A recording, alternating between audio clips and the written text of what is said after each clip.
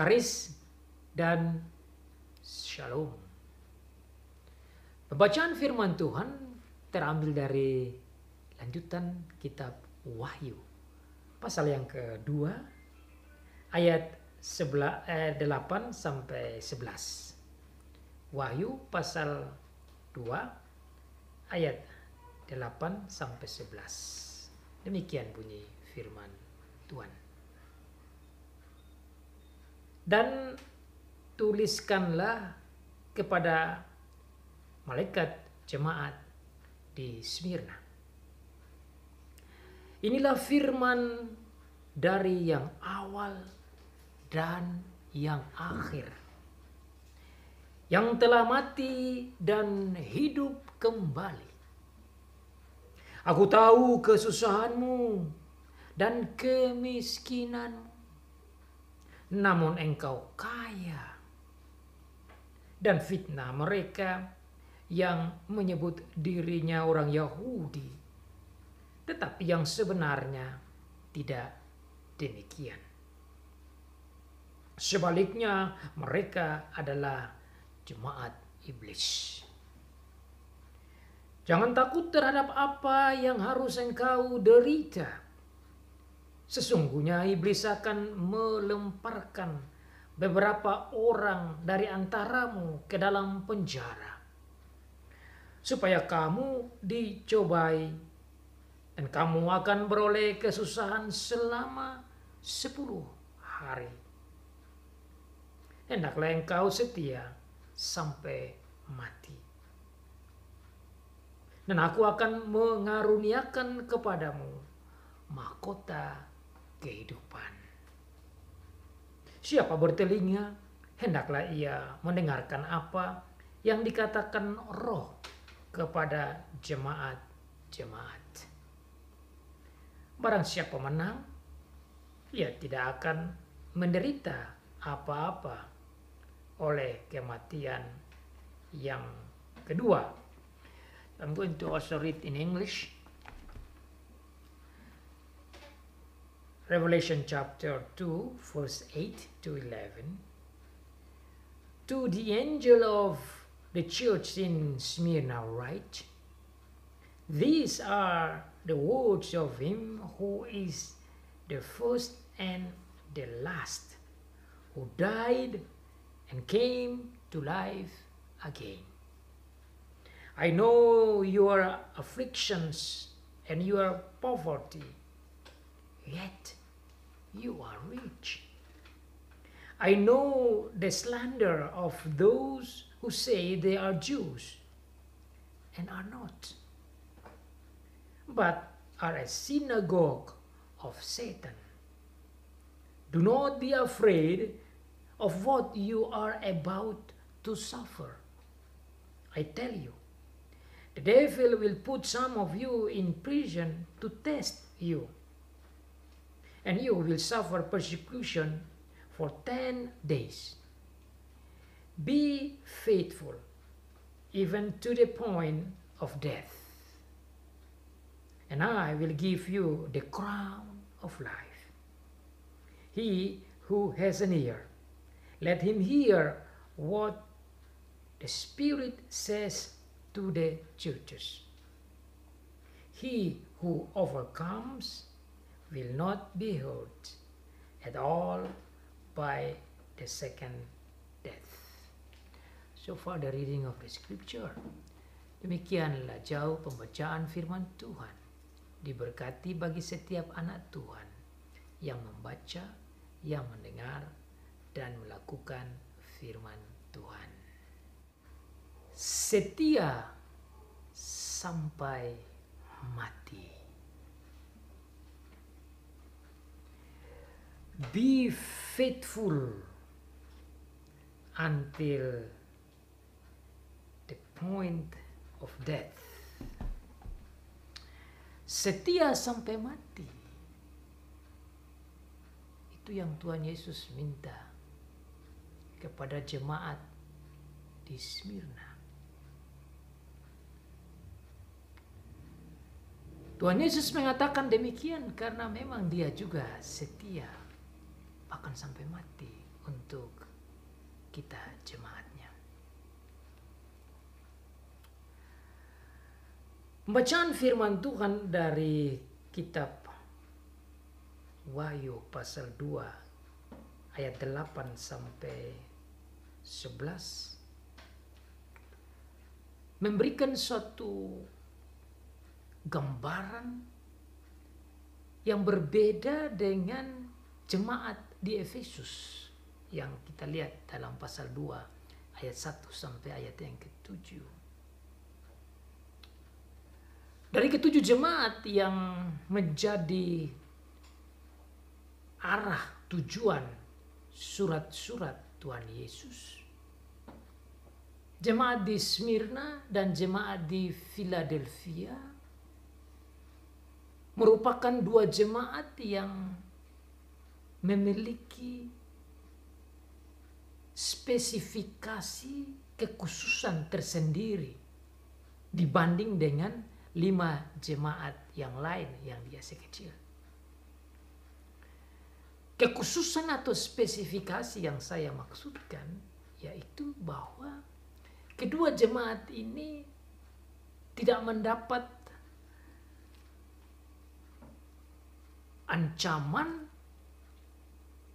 atau kondemnasi dan peringatan yang keras dari Tuhan Yesus.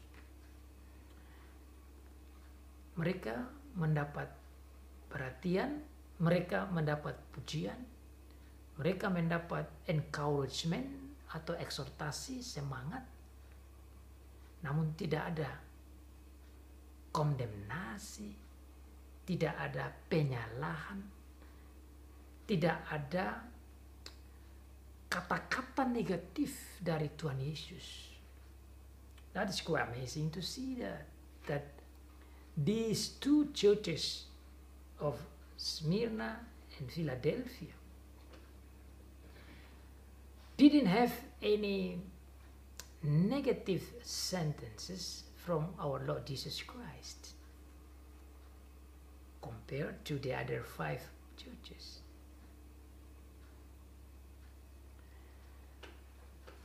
Luar biasa saudara-saudara bahwa jemaat di Smyrna dan Philadelphia ini tidak mendapat peringatan atau tidak disalahkan oleh Tuhan Yesus, tetapi Tuhan Yesus memberikan pujian.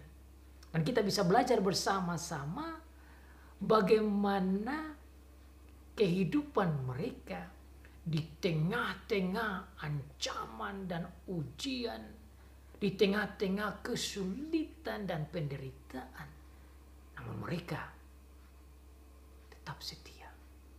Dan dalam kesetiaan itulah Tuhan Yesus datang dan berkata dan memberikan semangat kepada mereka untuk tetap setia sampai mati. It's so amazing to see that even though this church in Smyrna was facing tribulation and suffering and even facing the shadow of death, she was still faithful. And our Lord Jesus Christ told them to be faithful until death. Seperti biasa saudara-saudara, surat Tuhan Yesus kepada jemaat, dia memulai dengan tujuan, salutasi, arahan, alamat dari surat, yaitu kepada jemaat di Smyrna dengan perintah secara khusus dari Tuhan Yesus agar Rasul Yohanes menulis surat yang Tuhan Yesus maksudkan. Just like the other letters, our Lord Jesus Christ always begins his letter by asking Apostle John to write to the address of the church where the letter is supposed to go, which is now to Smyrna. Makanya di sini saudara lihat dikatakan ayat 8 sebagai pembuka surat, dikatakan Dan tuliskanlah kepada malaikat jemaat di Smyrna. And write to the angels of the church of Smyrna.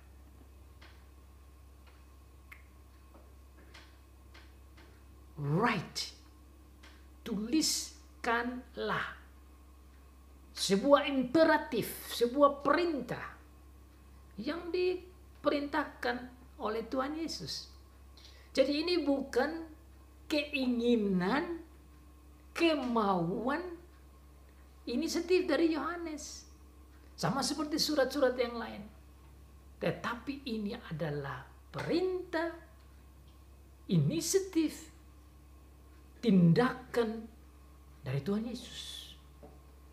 Sebagai subjek, sebagai sumber dari surat ini. So you see that our Lord Jesus Christ was the one who took the initiative and told Apostle John to write this. By seeing this, you and me can understand the deep attention and love and care of our Lord Jesus Christ to the church, also to Smyrna. By this you see that it's not only the church in Ephesus or Pergamos or Thyatira or Sardis or other church that had the attention and love of our Lord Jesus Christ, also Smyrna.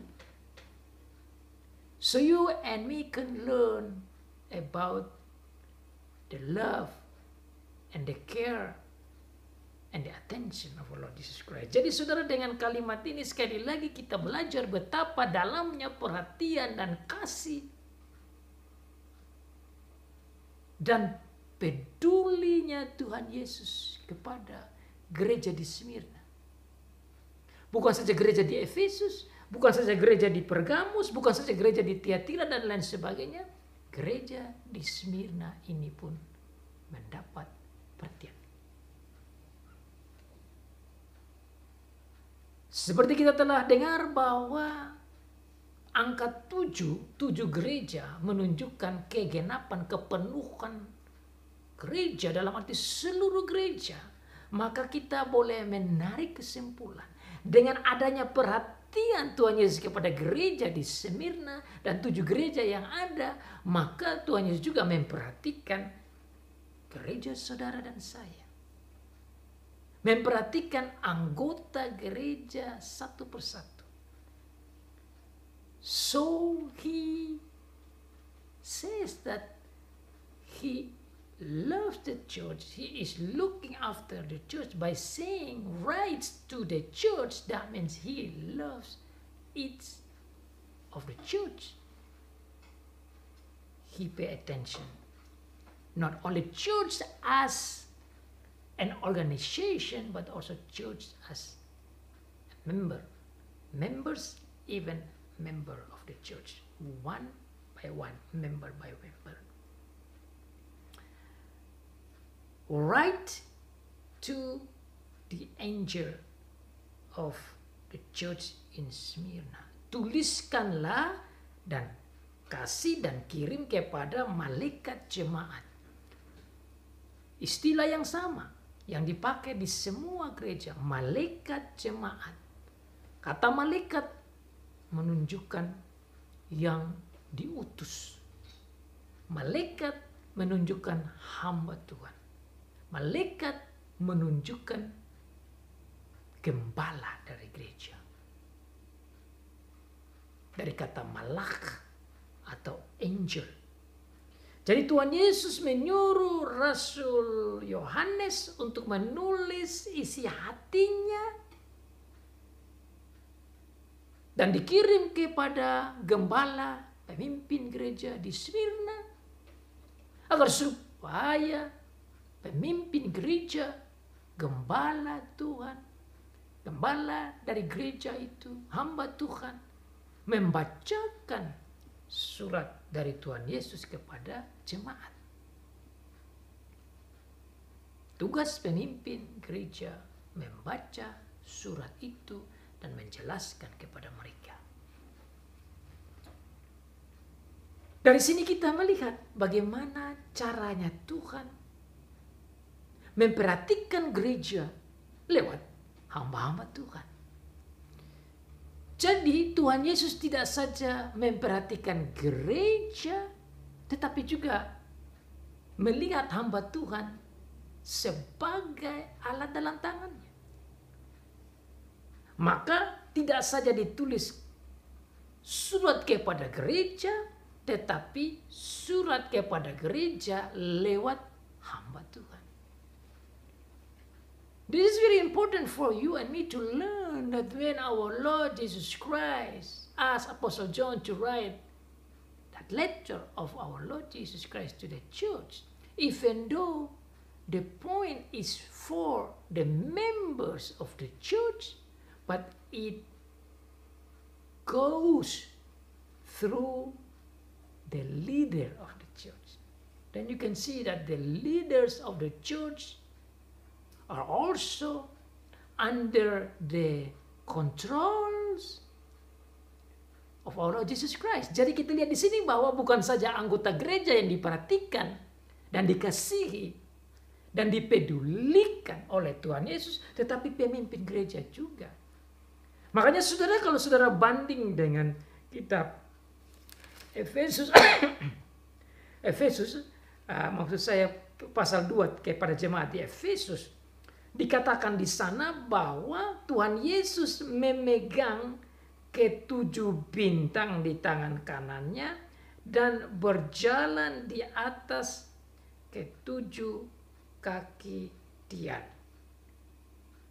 Dan ketujuh bintang menunjukkan malaikat. Jadi Tuhan Yesus memegang, Tuhan Yesus memeluk, Tuhan Yesus memelihara, Tuhan Yesus memperhatikan baik jemaat maupun pemimpin gereja. Itu hal yang sangat penting bagi kita untuk mempelajari poin pertama dari surat Tuhan Yesus. Poin yang kedua, Tuhan Yesus memberitahukan tentang dirinya.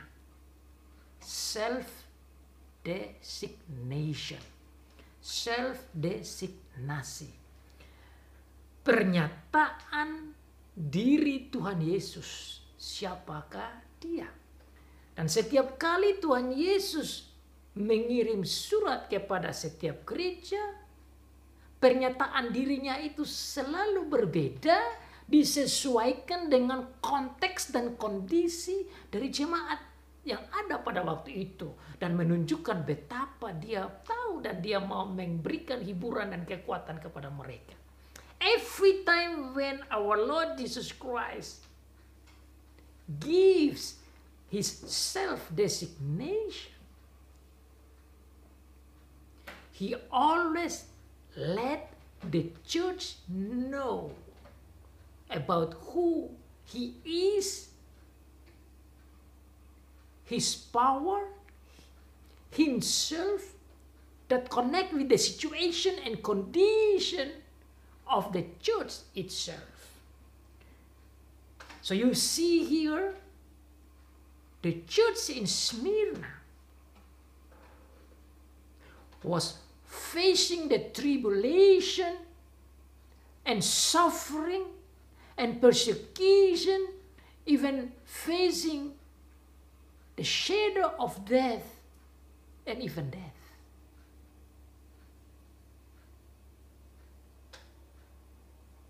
Because he knows that they are facing this hard situation, even death, he said to them, I was dead, but alive again.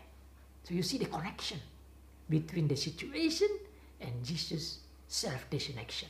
Jadi saudara bisa lihat bagaimana cara Tuhan Yesus di dalam memberikan surat dan memperkenalkan dan menyampaikan dirinya ini, keberadaannya dan sifatnya, selalu dihubungkan dengan keadaan yang ada pada waktu itu. Hal ini saudara mengingat saya tatkala jemaat di Perjanjian Lama, bangsa Israel di Perjanjian Lama, tatkala mereka menghadapi situasi peperangan, maka Tuhan datang dengan hambanya dan selalu memberikan pernyataan firman Tuhan dengan nama Tuhan yang sesuai dengan konteks dan kondisi.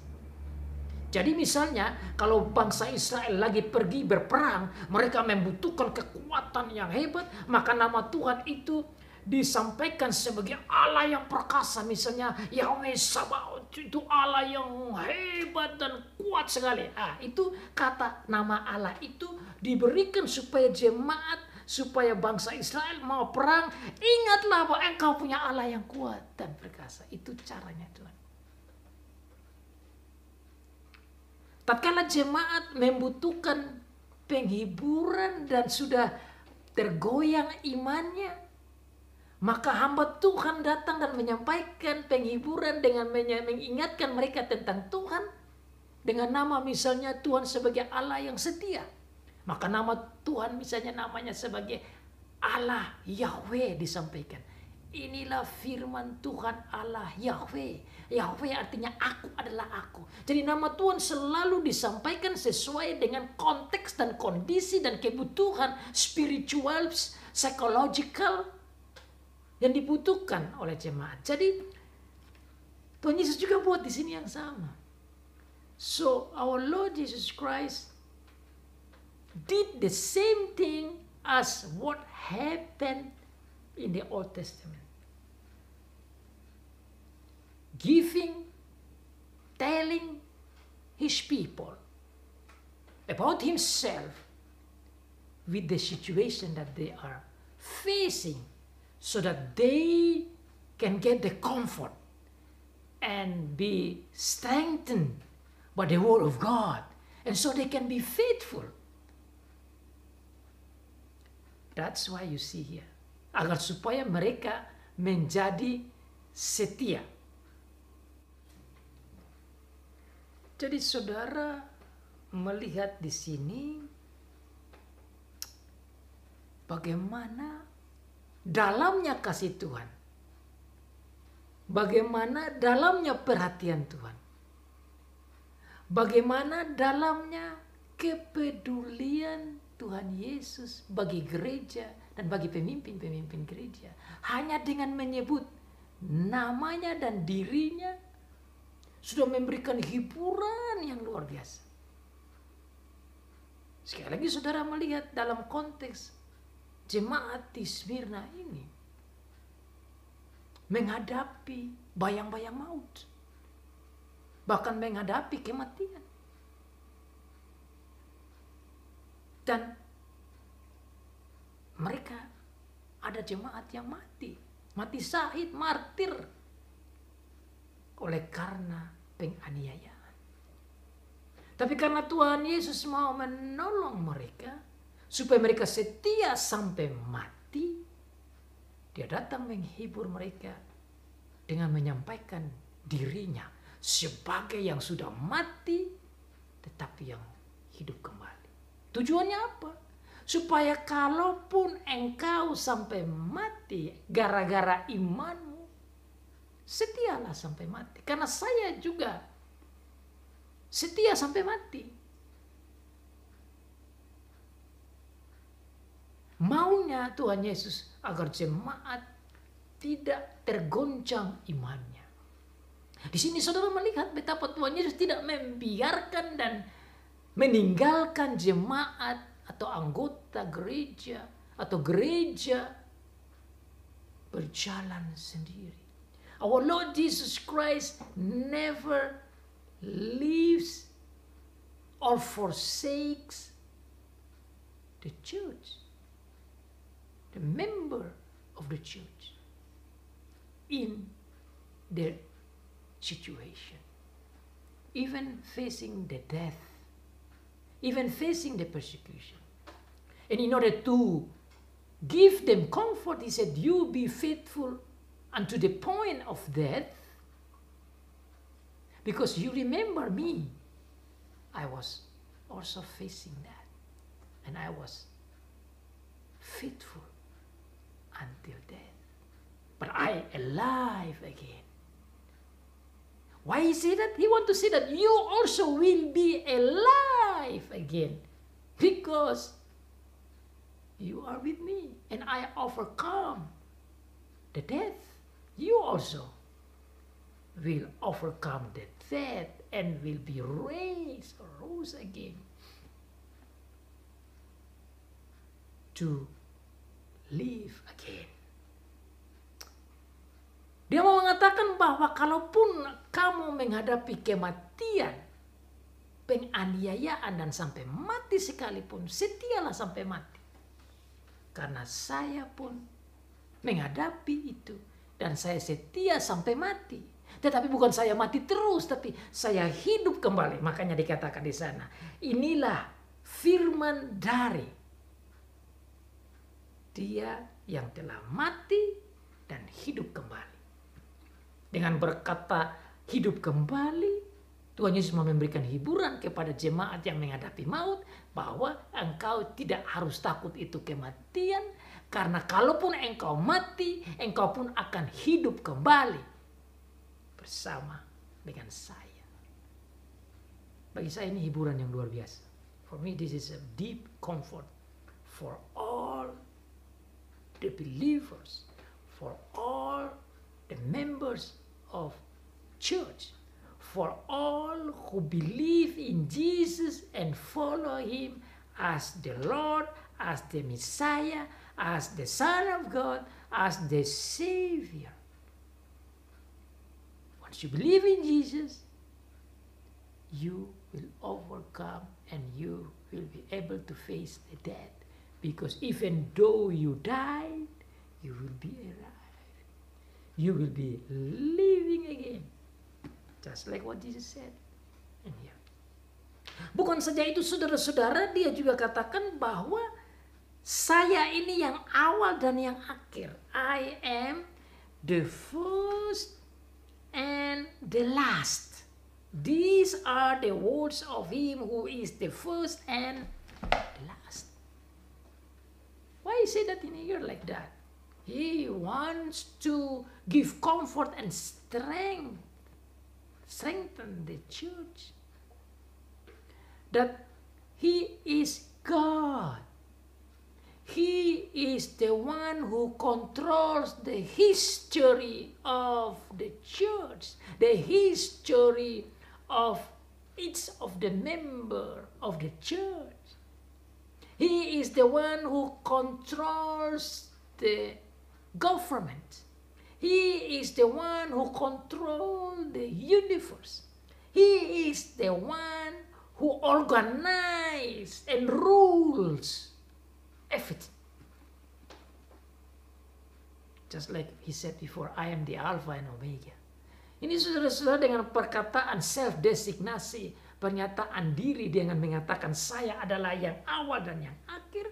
Tuhan Yesus mau katakan kepada gereja bahwa seluruh sejarah, termasuk sejarahmu sebagai jemaat di Smyrna, baik laki-laki maupun perempuan, tua maupun kecil, perempuan maupun laki-laki, kaya maupun yang miskin, siapa saja yang ada dalam anggota gereja, hidupmu ada di dalam pengawasanku, pengontrolanku.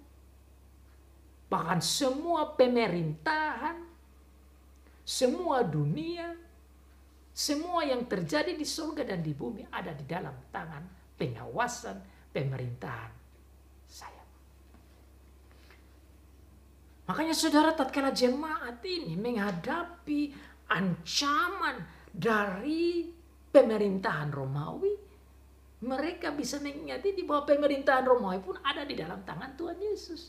Kalaupun mereka menghadapi orang-orang yang non-percaya, non-Christian, non-believers, mereka boleh mendapat hiburan bahwa Tuhan Yesus adalah sang pengontrol, pengatur, pemerintah ini semua. Nah, ini hiburan, saudara. Jadi hanya nama saja memberikan hiburan yang luar biasa. So you see, even the self-designation, even when Jesus just telling them about Himself, it's already brought comforts. And they get the strength spiritually, psychologically from our Lord Jesus Christ. And I thought that is a beautiful thing to see. So after giving his self-designation, number 3, you see his commendation or his praise. Nomor 3, setelah memberikan self-designasinya atau pernyataan dirinya, dia menyampaikan kepada jemaat komendasi, pujian, kalimat-kalimat positif tentang apa yang terjadi di gereja di Smyrna. Dia katakan di sana bahwa aku tahu kesusahanmu dan kemiskinanmu, namun engkau kaya. Dan fitnah mereka yang menyebut dirinya orang Yahudi, tetapi yang sebenarnya tidak demikian. Sebaliknya, mereka adalah jemaat iblis.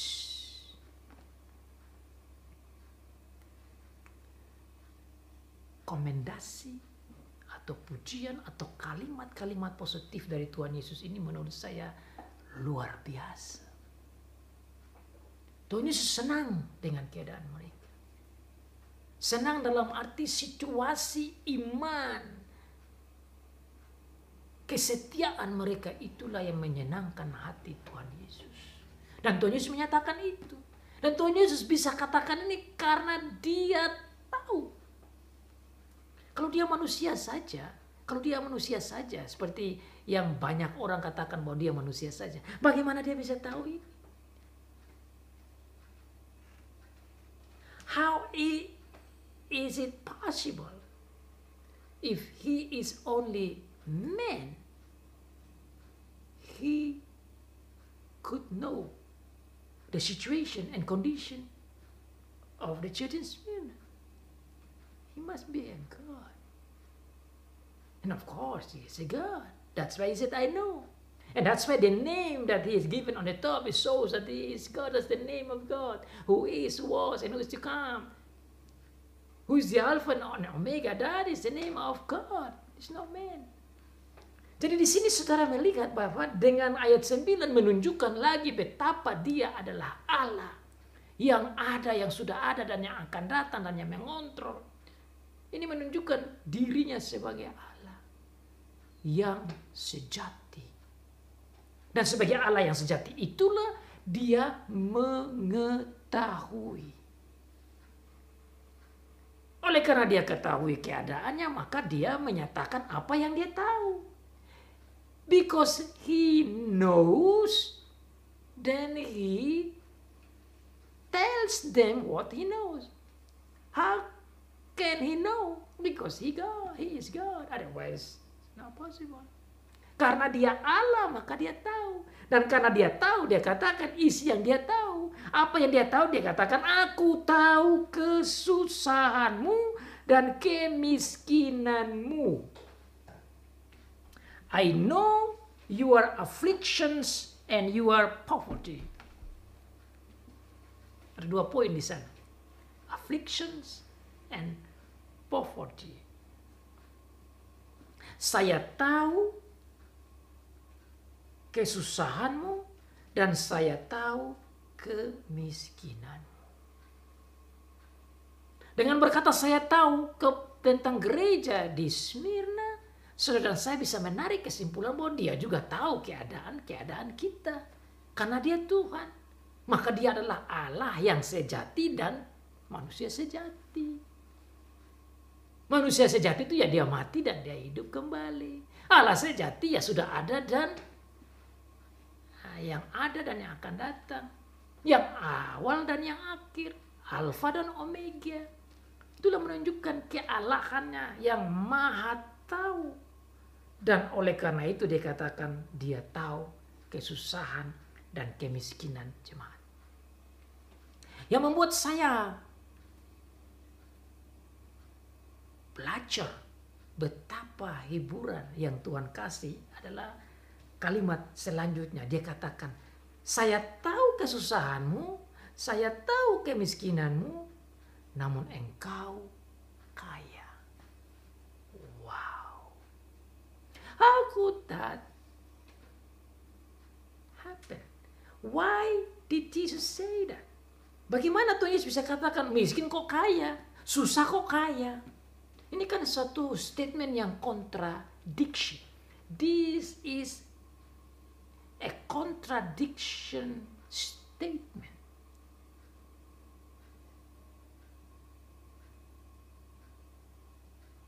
Afflictions and poverty situation, but you are rich.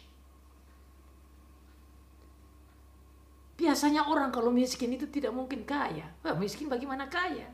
Biasanya kalau orang mengalami kesusahan dan kesusahan, tidak mungkin menikmati kekayaan. Tetapi luar biasa saudara, Tuhan katakan kepada anggota gereja, kepada jemaat dan pemimpin gereja di Smyrna bahwa saya tahu susahmu, saya tahu miskinmu, tetapi engkau kaya. Ini pernyataan yang sangat luar biasa bagi saudara dan saya.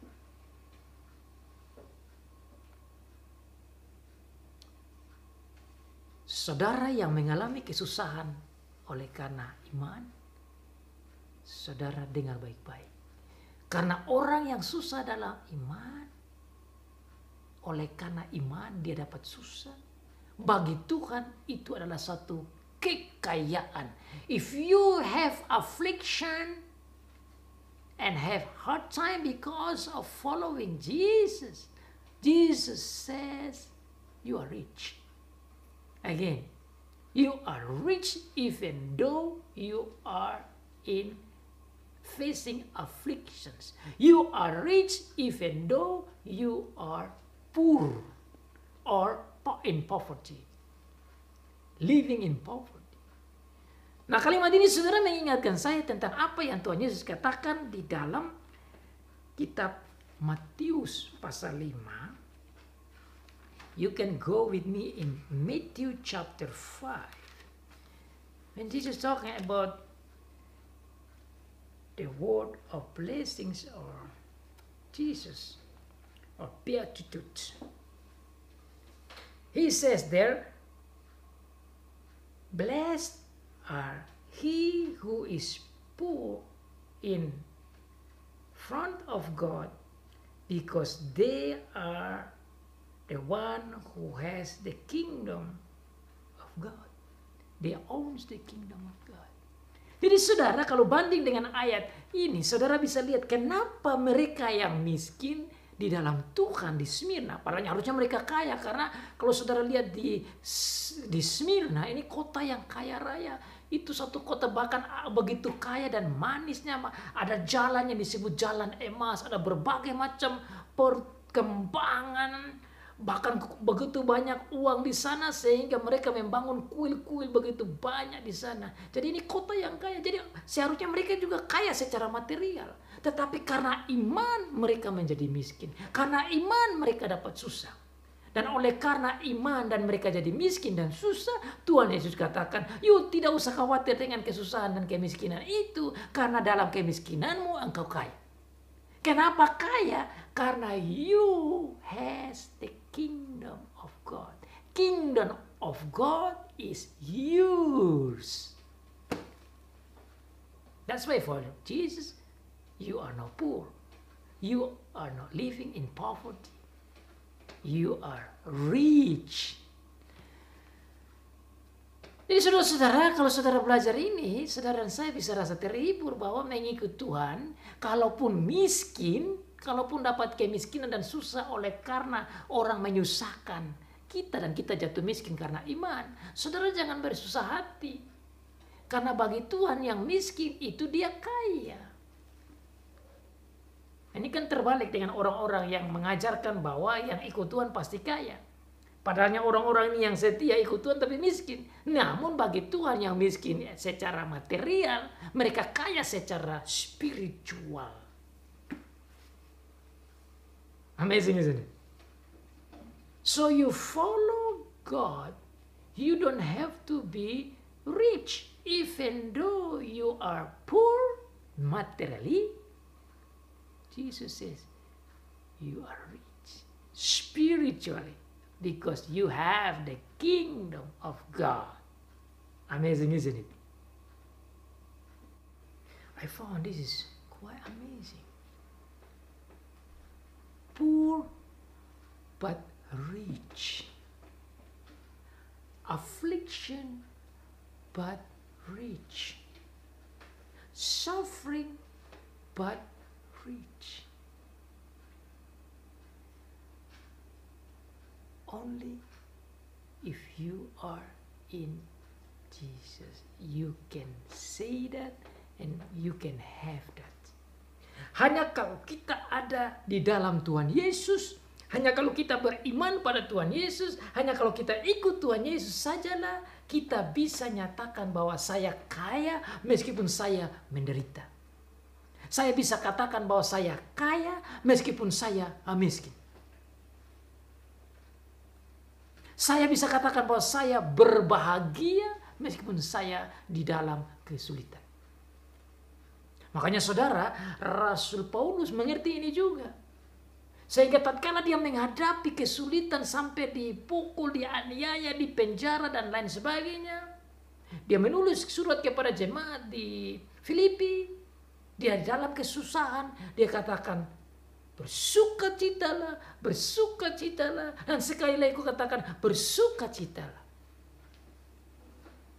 Rejoice and rejoice. And as I say again, rejoice in the Lord. Even though he was in jail, even though he was facing persecution and suffering. But how could he able to say that? Because he understands the kingdom of heaven is his. So, living in tribulations and afflictions and suffering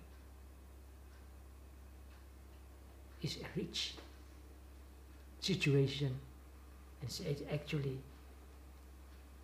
it's a blessing. I can say that. Jadi sepertinya saudara, orang yang percaya dalam Tuhan Yesus, kesusahan itu dilihat seperti berkat. Kesusahan itu dilihat bagaikan kebahagiaan. Dengan pernyataan ini saudara, ini sepertinya berbeda dengan fakta yang diajarkan oleh orang. Orang hanya bisa berbahagia kalau dia senang. Orang berbahagia kalau dia kaya. Orang berbahagia kalau dia aman-aman saja. Orang berbahagia kalau dia nikmati itu hidup. Tapi kalau kesusahan tidak mungkin dia bahagia. Kalau miskin tidak mungkin dia senang. Tapi saudara lihat di sini, suatu pengajaran, suatu pernyataan, suatu kesimpulan, suatu hiburan yang sangat kontradiksi dengan pengajaran dunia. Karena dunia selalu mengajar kita hanya bisa senang dan bahagia, dan itu berkat kalau kita kaya raya, kalau kita tidak dapat susah. Tetapi hari ini kita belajar dari Tuhan Yesus bahwa tidak selamanya kesusahan itu membawa ketidakbahagiaan. Tidak selamanya kemiskinan itu membawa kesusahan. Tetapi kesusahan dan kemiskinan, bahkan ejek-ejekan, bahkan olok-olokan, bahkan penganiayaan, bahkan kematian sekalipun menjadi berkat. Menjadi suatu hal seperti ada dalam keadaan kaya raya. Dan oleh karena itu Tuhan Yesus mau supaya jemaat setia sampai mati. Kenapa? Karena menghadapi maut pun itu kebahagiaan. Karena menghadapi kesusahan pun itu kebahagiaan. Itu konsep surgawi. This is a heavenly concept of life. That even though you are facing tribulation and afflictions and sufferings, but those are counted as blessings and happiness and even righteousness. I think this is deep. I think this is very, very amazing. So by that, brothers and sisters, you and me can face any life. If you are in affliction, you are okay. If you are poor, you are okay. If moreover, if you are living in peace situation, enjoy situation. Moreover, if you got riches, so you are okay. So you are okay in everything in and with the Lord. And that's only if you are in Jesus. Hanya kalau saudara dan saya di dalam Tuhan Yesus, saudara dapat jawaban bahwa di dalam kemiskinan ada sukacita, di dalam kesusahan ada sukacita, di dalam penganiayaan ada kebahagiaan, bahkan kematian sekalipun ada berkat. Dan oleh karena itu, setialah sampai mati. Because of that, be faithful unto the point of death. Wow, isn't it? Luar biasa bukan? Hanya di dalam Tuhan Yesus saudara dan saya dapat jawaban itu. Bersama dengan itu, saya tahu bahwa ada fitnahan. Saya tahu engkau susah dari orang siapa. Saya sudah lihat orang itu. Saya tahu itu. Siapa orang itu? Orang itu adalah orang Yahudi yang sebenarnya mereka bukan orang Yahudi. Di sini saudara menunjukkan bahwa yang menyusahkan orang-orang Kristen ini termasuk orang-orang Yahudi. Orang-orang Yahudi yang mana? Orang-orang Yahudi yang tidak percaya pada Tuhan Yesus. Karena kalau dia orang Yahudi yang benar dan orang Yahudi yang sejati, seharusnya dia menerima Tuhan Yesus sebagai Mesias yang dijanjikan. Makanya Tuhan Yesus katakan di sini, mereka yang memfitnah engkau itu, yang menyebut dirinya Yahudi itu, sebenarnya mereka bukan Yahudi. Tetapi sebenarnya mereka bukan. They are not. I know the slander of those who say they are Jews. And they are not. But they are a synagogue of Satan. Mereka bukan Yahudi. Kalau mereka Yahudi atau orang Israel yang sejati, harusnya mereka menerima saya sebagai Mesias yang dijanjikan. Haruslah mereka akui bahwa saya adalah anak Allah. Haruslah mereka punya iman. Itu baru mereka orang Yahudi. Tapi tatkala mereka menyangkal, menolak Tuhan Yesus sebagai juru selamat, sebagai Mesias yang dijanjikan, sebagai anak Allah yang datang menjadi seperti manusia, seperti dijanjikan oleh Tuhan di perjanjian lama, maka mereka bukan Yahudi. Mereka bukan orang Israel. Mereka bukan anak Abraham. Jadi dengan kata begini Tuhan menolak mereka sebenarnya. Tuhan mau katakan kepada orang jemaat di Smyrna bahwa orang-orang Yahudi itu yang memfitnah engkau, yang menyusahkan engkau, mereka bukan Yahudi yang sebenarnya. Mereka adalah pengikut setan. Dan makanya di dalam dikatakan di sana sebaliknya mereka adalah jemaat iblis. Ini kalimat yang cukup tajam. Jemaat iblis. They are a synagogue of Satan. Menurut saya ini cukup keras dan tajam. Ini menunjukkan bahwa saudara, orang-orang di Smyrna, dengar baik-baik bahwa orang-orang yang memfitnah engkau, yang menyusahkan engkau ini, yang dinamanya orang Yahudi itu, mereka bukan anak-anak Tuhan. Mereka adalah anggota sinagog. Itu kan seperti gereja sebenarnya. Tempat ibadah, bahwa mereka adalah kumpulan orang-orang pengikut setan. Itu kasar sekali, keras sekali menurut saya. Tuhan Yesus begitu tajam sekali menyatakan ini kepada orang-orang di Smyrna untuk melihat bahwa mereka ini bukan pengikut Tuhan. Mereka bukan Yahudi yang benar, mereka bukan Israel yang benar, mereka adalah anggota jemaat setan.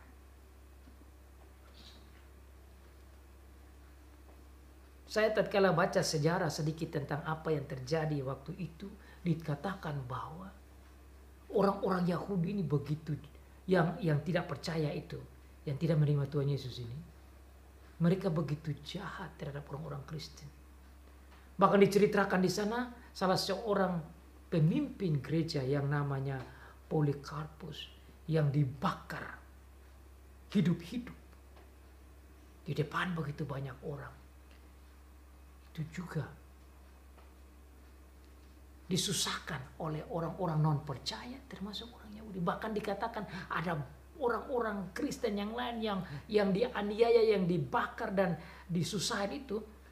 Orang-orang Yahudi dalam cerita dikatakan bahwa mereka yang tidak percaya, yang tidak suka orang Kristen, mereka turut mengumpulkan kayu-kayu untuk membakar orang Kristen pada hari Sabat yang harusnya mereka tidak boleh buat pada hari Sabat. Begitu mengerikannya kehidupan orang-orang ini. Makanya Tuhan katakan begitu tajam, ini orang bukan Yahudi, ini orang-orang adalah anggota jemaat iblis. Kenapa Tuhan mau katakan begini? Untuk menghibur jemaat, untuk menguatkan jemaat, agar supaya jemaat melihat ini bahwa Tuhan tahu keadaan mereka. Tuhan tahu mereka lagi menghadapi orang-orang Yahudi itu yang tidak percaya Tuhan Yesus, yang sebenarnya harus datang dan percaya pada Tuhan.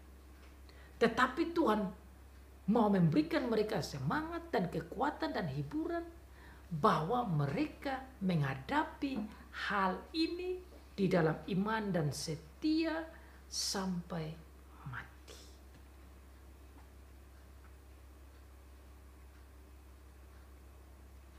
Tuhan Yesus begitu sayang gereja yang sulit ini. Gereja dan anggota gereja di Smyrna rela menjadi miskin meskipun mereka bisa kaya secara material karena hidup tinggal di daerah yang cukup kaya. Smyrna kota yang cukup kaya, jadi memungkinkan untuk mereka ini berbisnis dan bisa berhasil. Tetapi karena iman mereka disusahin, mereka dianiaya oleh orang-orang non-Kristen, termasuk orang-orang Yahudi yang disebut di sini yang tidak percaya Tuhan Yesus Kristus. Dan untuk menolong mereka supaya mereka setia, Tuhan memberikan poin yang keempat, encouragement, exhortation, eksortasi, semangat, ajakan, dorongan, motivasi secara rohani supaya mereka tetap setia sampai mati. Makanya Tuhan Yesus katakan, saya tahu keadaanmu, saya tahu apa yang kau hadapi. Inilah yang harus engkau pegang. Jangan takut. Poin keempat tadi. Jangan takut terhadap apa yang harus engkau derita. Don't be afraid of what you are about to suffer.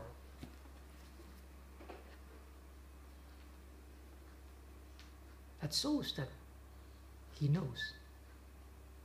But because he knows they are going to suffer, he gives them encouragement, motivation, exhortation, so that they can continue to be faithful to the Lord. Maunya Tuhan supaya mereka tetap setia kepada Tuhan, setia sampai mati. Jangan takut terhadap apa yang harus engkau derita. Kalimat ini menunjukkan bahwa engkau akan menghadapi penderitaan lagi. Engkau akan menghadapi penganiayaan lagi. Engkau akan menghadapi kesulitan, bahkan kemiskinan. Jangan takut. Kata jangan takut ini sangat luar biasa. Kata yang sangat menghibur jemaat. Jangan takut menghadapi penderitaan. Kalau kita hidup di dunia, kita biasanya takut menghadapi penderitaan. Apalagi kalau kematian. Biasanya kita takut terhadap itu. Takut kepada penderitaan, takut kepada kemiskinan, takut pada kematian, bukan? Biasa itu. Tetapi saudara, Tuhan datang memberikan hiburan kepada mereka supaya jangan takut. Jangan takut terhadap penderitaan, bahkan terhadap kematian. Don't be afraid of the suffering that you are about to face. Sesungguhnya iblis akan melemparkan beberapa orang dari antaramu ke dalam penjara supaya kamu dicobai dan kamu akan beroleh kesusahan selama 10 hari. Tuhan Yesus mengatakan kepada jemaat bahwa iblis akan mencobai. Nah, ini belum terjadi, Tuhan sudah kasih tahu.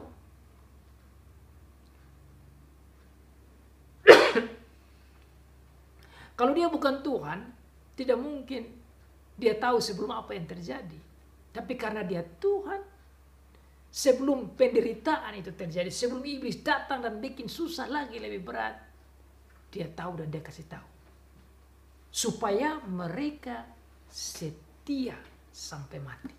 Jangan engkau takut terhadap penderitaan, iblis akan datang dan melemparkan beberapa di antara kamu ke dalam penjara. Memang di sana ada banyak penjara. Dan saudara, penjaranya orang Romawi waktu itu beda dengan penjaranya kita pada saat ini. Penjaranya orang Romawi itu berarti kalau bukan menderita sekali, pasti mati. Pasti mati. Karena di penjara itu ada berbagai macam penganiayaan yang mengerikan. Di dalam penjara itu bisa diarahkan untuk dimakan oleh binatang-binatang buas. Karena dalam penjara itu bisa terjadi pembakaran orang-orang yang hidup. Orang dibakar. Nah saudara, kalau saudara lihat begini, saudara, kalau saudara baca saja firman Tuhan, saudara pikir, ini penjara, penjara saja kok.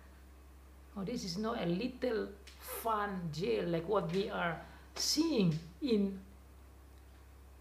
the jails now. People in jails now, you can lay down, you can have food and a lot of rights that even they have in the middle of jails. So you have a lot of nice jail during these days. But at that time, that jails means shadow of death and death. And that's why our Lord Jesus Christ gave them the encouragement. Even though you are going to die, suffer and die, be faithful. Because I know, setialah sampai mati, karena aku tahu, meskipun engkau akan menghadapi kematian sekalipun di penjara-penjara yang berat itu, aku tahu, aku ada, aku lihat. Makanya dia bilang, jangan takut.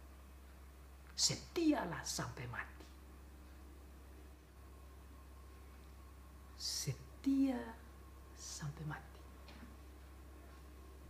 Meskipun harus menghadapi beratnya penganiayaan. Meskipun harus menghadapi beratnya kesusahan. Meskipun harus menghadapi api yang membara yang harus membakar tubuh. Meskipun harus menghadapi pemukulan demi pemukulan yang membuat cucuran darah. Meskipun harus dibuang di depan mulut singa. Tuhan Yesus katakan dia tahu. Tuhan Yesus bilang jangan takut. Makanya dia katakan di awal, kenapa jangan takut? Saya sudah mati, tapi saya hidup kembali. Makanya ada beberapa yang harus menghadapi itu.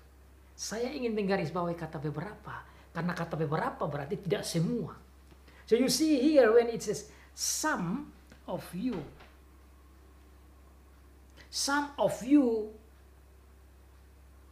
in prison to test you. I tell you the devil will put some of you in prison to test you. Some of you. Berarti tidak semua. Tetapi ada beberapa yang harus menghadapi kematian. kesusahan, penganiayaan, bayang-bayang maut. Yang luar biasa, Tuhan bilang jangan takut. Kenapa? Karena saya sudah mati, tapi saya hidup kembali. So you see here, even though you are facing the shadow of death, even you are facing the point of death itself, remember, I have died, but I come to life again. Saudara, ini membuat jemaat yang dalam keadaan begitu, mereka menjadi berani, mereka menjadi setia, mereka tidak takut, mereka siap menghadapi kematian. What a wonderful and amazing Savior we have. What a great God and Messiah and Lord we have. You and me should be happy. Saudara dan saya harus berterima kasih dan bersyukur bahwa kita memiliki Allah yang begini, memiliki juru selamat yang begini, yang rela dan mau memberikan hiburan dan kekuatan kepada jemaat, yang meskipun dia izinkan harus menghadapi tantangan dan kesulitan, bahkan kematian sekalipun. Ada beberapa orang dia izinkan begitu untuk dites atau untuk dicobai oleh iblis, supaya imannya dimurnikan dan menjadi kesaksian bagi banyak orang, supaya orang lain pun setia sama seperti mereka, dan paling istimewa setia seperti Tuhan Yesus Kristus. Hendaklah engkau setia sampai mati, dan aku akan mengaruniakan kepadamu mahkota kehidupan. Itulah janji Tuhan Yesus. Siapa yang bertekun dan setia sampai mati, Tuhan Yesus memberikan janji, memberikan mahkota kehidupan. Itu adalah poin yang kelima tentang janji Tuhan Yesus. Hal ini saudara mengingatkan saya tentang apa yang ditulis oleh Yakobus dalam Yakobus pasal 1 yang saya ingin bacakan kepada saudara-saudara tentang bagaimana pentingnya kesetiaan. You can see in James chapter 1 verse 12. Berbahagialah orang yang bertahan dalam pencobaan, sebab apabila ia sudah tahan uji, ia akan menerima mahkota kehidupan yang dijanjikan Allah kepada barang siapa yang mengasihi Dia.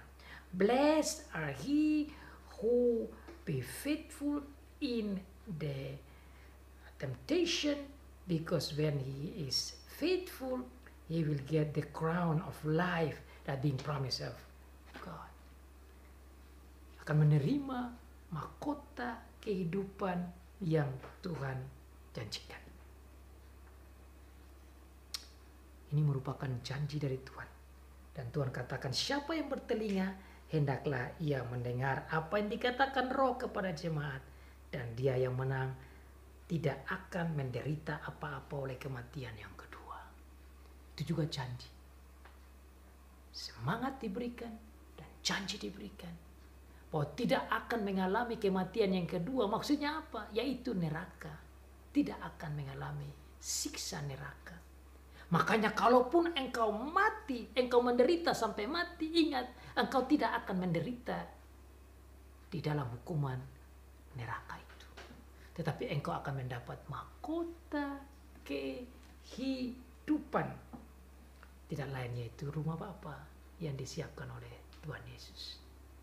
Ini pelajaran penting bagi saudara dan saya. This is a beautiful teaching of our Lord about His love and care and attention to the church. And you can see His encouragement to the church, motivation to the church, and His promise to the church that He is giving them the crown of life. Saudara dan saya mendapat janji yang luar biasa, bahwa kita yang setia dalam segala macam apapun, saudara boleh berbahagia bahwa saudara dan saya memiliki mahkota kehidupan itu. Kita berani menghadapi kemiskinan, penganiayaan, kematian, kesusahan. Kita tidak perlu takut. Karena dia adalah yang mati tetapi hidup lagi. Dia yang awal dan yang akhir. Dia yang menguasai semua itu. Dan dia setia. Maka dia minta kita juga harus setia sampai mati. Sama seperti dia setia sampai mati. Amin.